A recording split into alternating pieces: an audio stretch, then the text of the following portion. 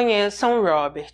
Ele nasceu nos anos 60, ele era um homem de 46 anos que vivia na Flórida, Estados Unidos. Robert foi descrito como um homem proativo e um pai amoroso também. Ele ficou casado por um tempo com uma mulher chamada Debbie. Os dois tiveram 2 filhos, Stephanie e Eric. Aparentemente tinham uma vida muito feliz, só que infelizmente em 2003 Debbie acabou tendo um ataque cardíaco e faleceu. Após isso, Robert ficou muito triste. Ele passou a criar sua filha de 5 anos e seu filho de 2 anos sozinho, tentou ao máximo seguir em frente e fazia tudo por sua família. Um ano depois, em 2004, ele começou a se aproximar de uma colega de trabalho chamada Anita. Assim como ele, ela também tinha 2 filhos. Nessa época, estava passando por um problema no casamento e por isso os dois acabaram se aproximando. Ainda nessa época, Anita contou para Robert que seu marido, por vezes, a agredia, que seu casamento estava muito conturbado e por isso, para tentar ajudá-la, Robert levou Anita até a sua irmã. A irmã dele era policial, conversou com Anita, aconselhou a prestar queixa, porém ela não quis. Perguntou se Anita queria uma medida protetiva, ela também não quis e disse que ia resolver tudo sozinha. Algum tempo depois, ela acabou pedindo o divórcio ao marido. Parece que tudo ocorreu muito bem, os dois compartilharam a guarda dos filhos de forma amigável e por isso a irmã de Robert começou a desconfiar que Anita estava mentindo para seu irmão e queria que ele só ficasse com pena dela. Ela chegou até a falar com Robert sobre isso, disse que era melhor os dois se afastarem, porém Robert não queria porque já estava apaixonado por ela. Assim que o processo de divórcio de Anita começou, ela e Robert iniciaram um relacionamento. Eles esperaram o divórcio dela oficializar, então logo marcaram a data do casamento. Robert comprou uma grande casa para que todos pudessem ficar confortáveis e assim os dois se casaram no dia 6 de maio de 2007.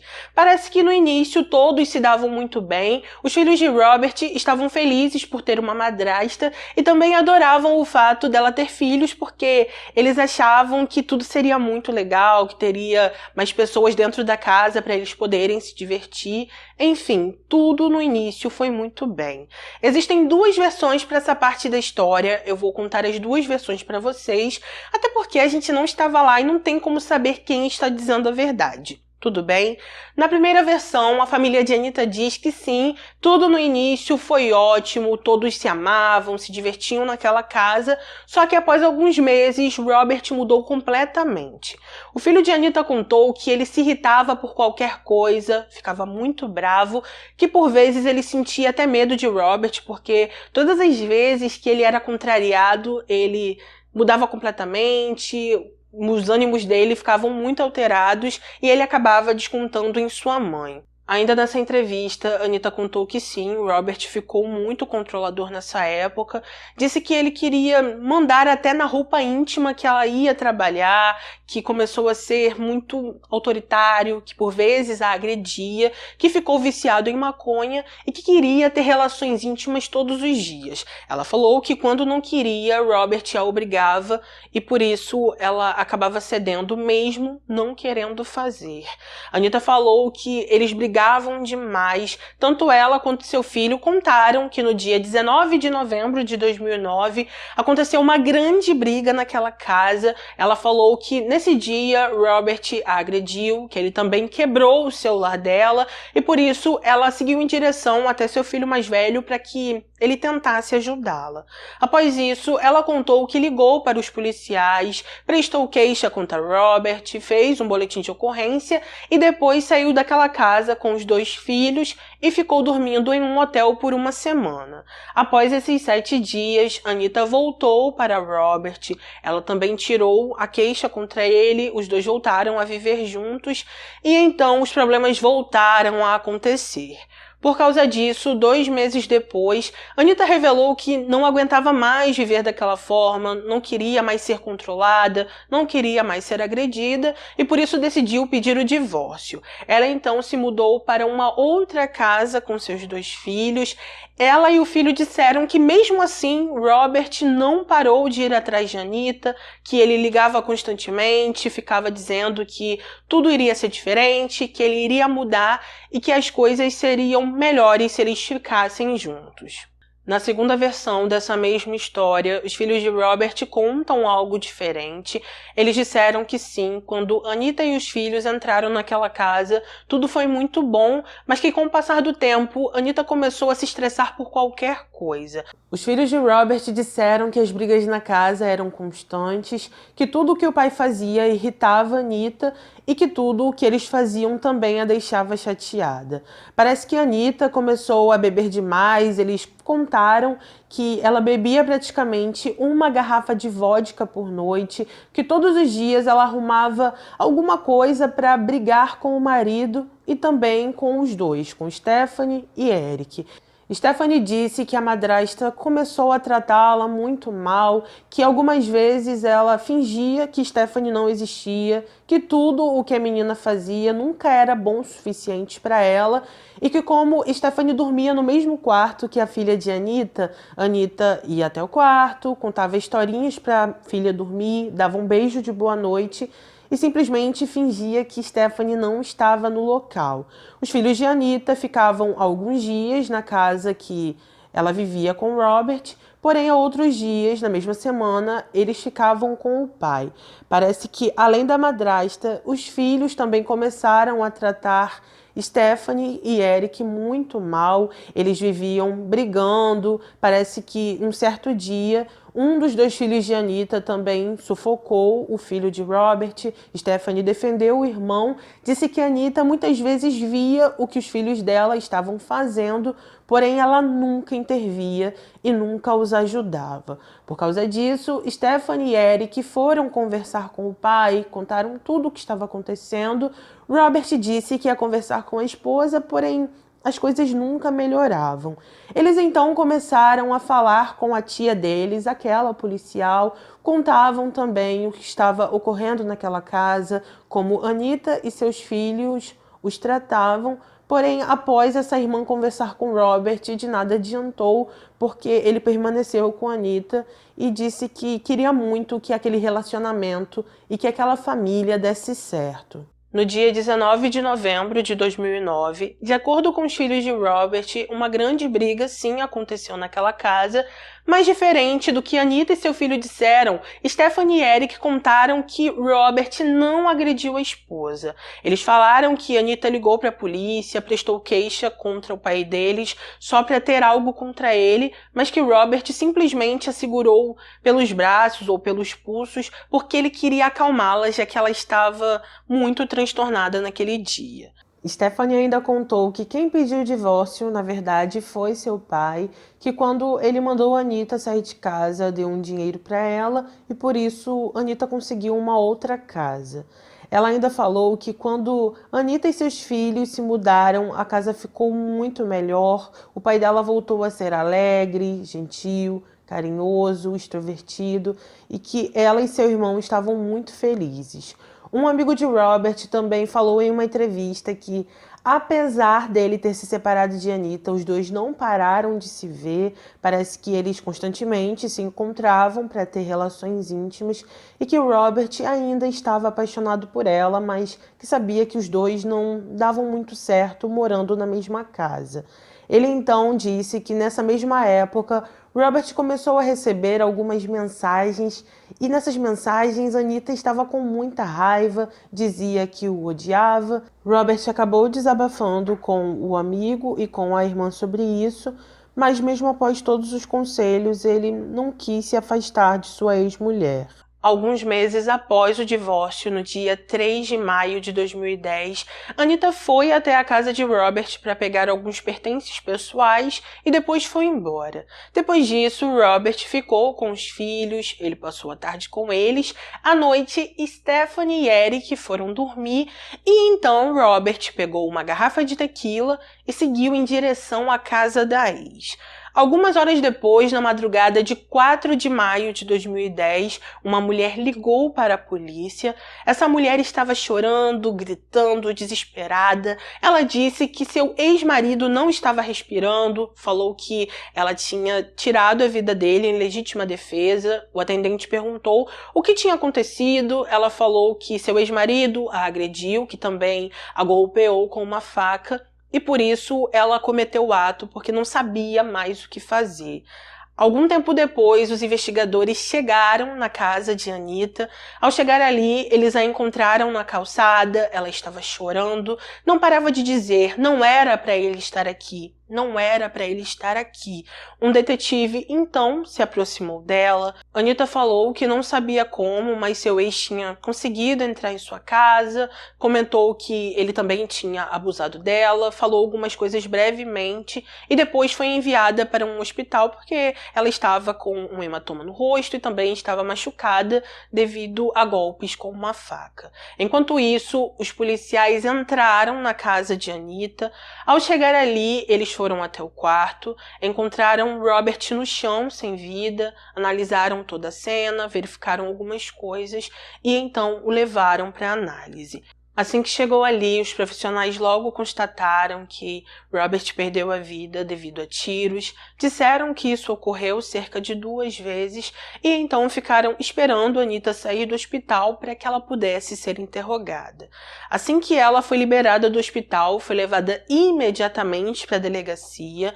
Quando começou a ser interrogada pelos policiais, Anita revelou que toda segunda-feira seus filhos iam para a casa do pai e por isso ela ficava sozinha. Naquela madrugada de 4 de maio, era uma segunda-feira, então ela falou que Robert apareceu em sua casa querendo ter relações íntimas como ele sempre fazia, e como ela não queria discutir, ela permitiu que ele entrasse. Ela falou que não queria que Robert estivesse ali, mas como não queria arrumar uma confusão, ela deixou ele entrar. Eles então ficaram na sala, tomaram algumas doses de tequila, depois disso ficaram assistindo um programa de investigação chamado CSI, e então Anita contou que Robert se aproximou dela e ela logo entendeu que ele queria ter relações íntimas. Ela disse que não estava muito afim, mas como sabia que Robert só iria embora após isso, ela resolveu ceder. Os dois então foram para o quarto. De acordo com ela, tiveram relações íntimas de forma consensual e quando tudo terminou, ela disse que levantou, começou a colocar suas roupas e mandou Robert ir embora.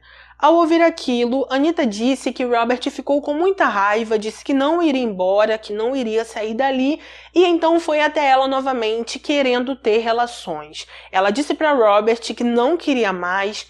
Ele insistiu, a obrigou e então, de acordo com Anita, eles tiveram relações íntimas naquele momento de forma não consensual. Ela disse para ele que não queria, mas ele a obrigou. Ela ainda falou que Robert estava com uma faca na mão, que em certo momento ele se levantou para pegar lubrificante. Quando ele saiu, ela disse que aproveitou esse momento para pegar uma arma que guardava em um móvel do lado de sua cama e quando ele voltou, os dois começaram a discutir. Enquanto os investigadores estavam ouvindo tudo isso, eles começaram a desconfiar de Anita. O que acontece é que os detetives disseram que ela não deixava claro o momento que Robert pegou a tal faca, o momento em que ele a golpeou ou o momento em que ela atirou nele. Eles contaram que Anita deu algumas versões, que em uma versão ela dizia que se lembrava exatamente o momento em que tirou a vida de seu ex-marido e que em outra ela contava que se lembrava de pegar a arma, mas não se lembrava exatamente o momento em que atirou. Por causa disso, os detetives começaram a dizer para Anita que estavam suspeitando dela e que ela estava mentindo.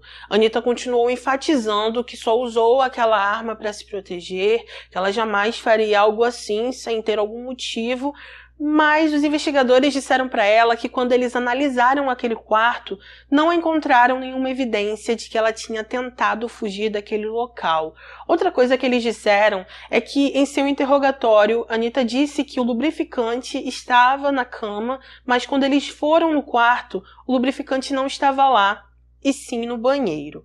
Por causa disso, Anita continuou sendo interrogada por horas e horas. Os investigadores continuaram pressionando ela, até que finalmente Anita disse para eles que surtou e que ela mesma tinha se golpeado. Ela disse que fez isso porque só estava com um hematoma no rosto e achava que se não tivesse algo além, os policiais não iriam acreditar nela. Por causa disso, assim que tirou a vida de Robert, ela disse que acabou se golpeando para que os investigadores não duvidassem dela de forma alguma.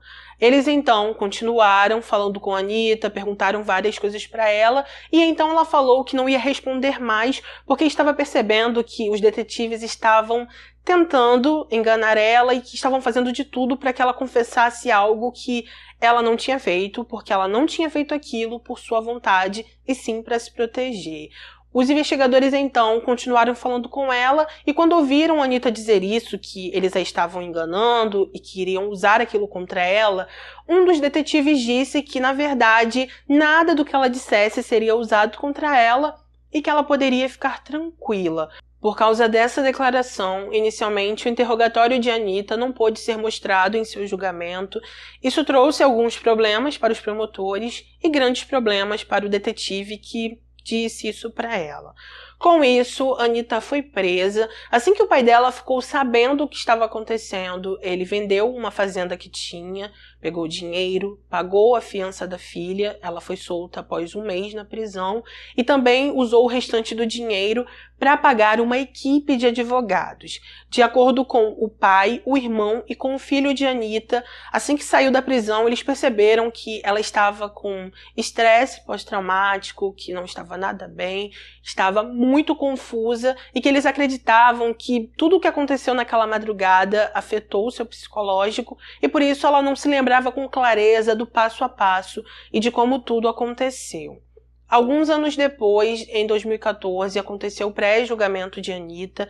Ela passou esse tempo todo aguardando seu julgamento em liberdade e nesse pré-julgamento, os advogados de defesa disseram ao juiz que o interrogatório de Anita, que aconteceu no dia 4 de maio de 2010, não deveria ser apresentado no tribunal porque, naquela época, os detetives cometeram grandes erros. Segundo eles, Anita estava 36 horas sem dormir, também estava muitas horas sem comer, estava com fome, tinha acabado de sair do hospital, então estava confusa e que por isso eles a pressionaram a confessar algo que ela não tinha feito. Os advogados disseram que os detetives forçaram a Anita a confessar que ela tinha se golpeado com a faca e que eles não deveriam ter feito isso. Ao final desse pré-julgamento, o juiz aceitou todas essas alegações e, por isso, o vídeo do interrogatório inicialmente não pôde ser apresentado. Ainda em 2014, aconteceu o julgamento oficial de Anita. Nesse julgamento, os advogados dela continuaram dizendo que, após tudo o que aconteceu naquela madrugada, Anita ficou traumatizada, que Robert foi um verdadeiro monstro aquela noite, que ele a obrigou a ter relações, que também a agrediu, enfim, que fez muitas coisas que não deveriam ter sido feitas. E por isso Anita acabou ficando com medo e tirou a vida dele em legítima defesa. Ao ouvir tudo isso, os promotores disseram que não acreditavam na versão de Anita, falaram que ela ficava se contradizendo e que durante todo o processo ela deu várias versões sobre o que aconteceu naquela madrugada. Assim como os investigadores disseram para Anita no interrogatório, os promotores enfatizaram que os detetives não encontraram evidências de que ela tentou fugir daquele quarto e que eles imaginavam que naquela noite ela e o ex-marido discutiram, que Anita ficou com muita raiva e por isso acabou tirando a vida dele. Segundo os promotores, Anita não fez isso como algo premeditado. Antes de Robert chegar em sua casa, ela não estava planejando tirar a vida dele, mas que no meio da raiva, no meio daquela briga, ela pegou a arma e acabou fazendo isso.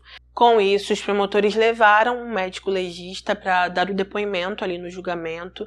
Esse médico, pelo que eu entendi lendo as matérias, olhou as fotos de Anitta, disse que os golpes com a faca que ela recebeu eram rasos, superficiais e que parecia que a pessoa que fez aquilo fez com muito cuidado. O médico disse que acreditava que foi a Anitta que se golpeou com a faca. Os promotores então perguntaram para ele sobre o hematoma que ela tinha no rosto e sobre o dente lascado que ela também tinha ficado naquela madrugada. O médico disse que ele acreditava que, enquanto Anitta estava discutindo com seu marido, ela provavelmente segurou a arma muito perto do rosto e então, quando ela usou a arma, houve uma pressão, pode ser que ela tenha voltado para o rosto dela e assim ela acabou se machucando e lascando seu dente. Além dele, os promotores também levaram uma ex-amiga de Anitta. Essa mulher no tribunal disse que teve várias conversas com Anitta sobre relações íntimas e que entre essas conversas, Anitta revelou para ela que ela e Robert gostavam de fazer algumas brincadeiras para apimentar a relação. De acordo com essa mulher, Anitta e Robert gostavam de brincar fingindo que Robert estava abusando dela e que foi isso que aconteceu naquela madrugada. Com isso, os advogados de defesa de Anitta levaram a enfermeira que a atendeu naquela madrugada. Ali no julgamento, essa enfermeira disse que ela já tinha atendido outras mulheres que passaram por um abuso e que os machucados de Anitta eram bem similares com os machucados que essas mulheres tinham. Ela falou que acreditava que Anitta estava dizendo a verdade e que ela realmente passou por um abuso naquela madrugada. Além dessa mulher, o filho, o irmão e o pai de Anitta também falaram a favor dela. Eles disseram que a Anitta não era o monstro que as pessoas estavam dizendo que ela era, que sempre foi uma mulher gentil, bondosa, amorosa e que fazia de tudo pelas pessoas. Os filhos de Robert também testemunharam a favor do pai no tribunal. Eles disseram que Robert jamais faria algo de ruim contra a Anitta, que ele sempre foi o herói deles e que eles não acreditavam na versão da madrasta. A policial Belinda, irmã de Robert, também testemunhou no julgamento. Ela disse que Anitta gostava de fazer o papel da vítima. De acordo com ela, Anitta fez o mesmo em 2004 com o primeiro marido e que naquele momento estava fazendo novamente com Robert. A partir daí, Anitta deu seu depoimento. Ela disse que jamais teve a intenção de fazer mal a Robert, que no início do casamento eles se davam muito bem, porém que depois ele acabou mudando muito. Ela disse que só estava com medo, que pediu para o ex ir embora várias vezes de sua casa e que ele não foi, que ao invés disso ele a agrediu e que por isso ela não viu outro meio de poder se defender. Quase no final do julgamento, os advogados de defesa mostraram a ligação que Anitta fez na madrugada do dia 4 de maio. Eles fizeram isso porque queriam mostrar ao júri que ela realmente era uma vítima, que estava traumatizada, nervosa e muito angustiada.